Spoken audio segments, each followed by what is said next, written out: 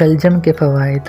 Number 5, शलजम में मौजूद विटामिन सी और स्कॉर्बिक एसिड जो कि ताकतवर एंटीऑक्सीडेंट्स हैं, हमारे जिस्म को माइक्रोब्स के नुकसानदेह असरात से बचाते हैं।